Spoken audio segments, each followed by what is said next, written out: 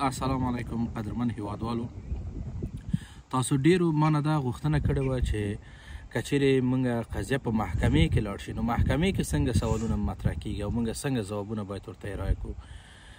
که چیرې ستاسې دوسیه یا ستاسې کیس یا ستاسې پرونده محکمې ته تللی وي نو په محکمه کې تاسو نه څنګه سوالونه مطرح کیږي. ډیرو افغانانو ورونو او خویندو مانه پوښتنه کړې وه چې په دې هکله باندې ویډیو جوړه کړه او موږ سره شریک کړه او دا چې کوم احتمالي سوالونه هلته په محکمه کې تاسې نه پوښتنه کیږي او هغه تاسو سره شریک کړم. هموطنان گرامی، اکثریت افغانهای عزیز ما، خواهران و برادران ما خواهش داشتن که از اینکه پرونده در محکمه راجع میشه و پرونده ما منفی میشه میره به محکمه، سوالاتی در محکمه پرسیده میشه دیگه. ای که در محکمه چگونه سوالات از شما پرسان میشه یا در دادگاه از شما کدام نوع سوالات قاضی میپرسه و شما چگونه باید سوالات جواب بدین، این بسیار زیاد مهم است.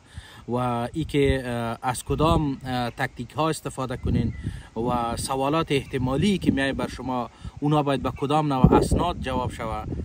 ما در رابطه با این همه موضوعات متناً این نشته کردیم تا شما بتانین او را کاپی کنین و مطابق پرونده خودتان برش جوابتان نشته کنین.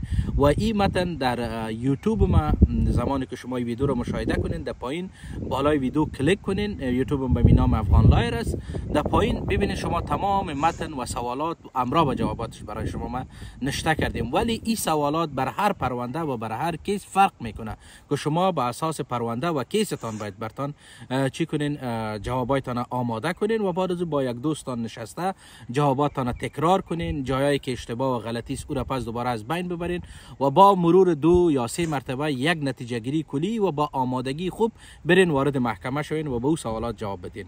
نو تاسو ټول نمی هیله ده چې تاسو کوم سوالونه چې ما تاسو ته لیکلي دي دا ټول زما په یوټیوب چینل کې چې په همدغه نوم افغان لایر نوم باندې دی هلته شتون لري. تاسو زما یوټیوب چینل ته مراجعه وکړئ او هلته د همدغې ویډیو لاندې ما تاسو ته ټول سوالونه لیکلي دي، سوالونه واخلئ، حتی ما تاسو ته ځوابونه هم لیکلي. خو دا هر کیس ته بیا فرق کوي. تاسو خپل د کیس په مطابق هغه ته جوابونه ځان ته جوړ کړئ، خپل ملګري سره کینئ، سوالونه ورسره شریک کړئ او که چیرې تاسو کوم ډیر لیکلي یا هم کم لیکلي هغه نه صرف نظر وکړئ، بالاخره تاسو یو خلاصه او نتیجه ګیري ته ورسیږئ.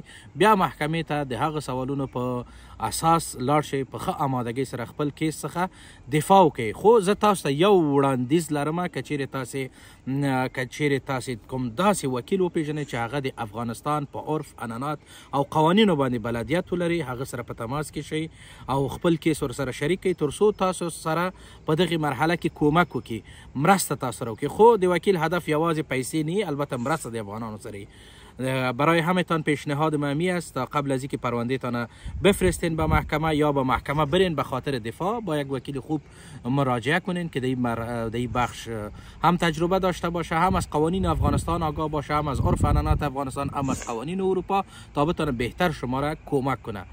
برای همگی چانس خوش این ویدیوی کوتاه را به می خاطر خدمتتان تقدیم کردم تا از استفاده کنین و با هموطنای ما این را شریک بسازین تا کسایی که در همچون موارد مشکل دارن به اونا کمک شود. وقتتان خوش. الله نگهدار.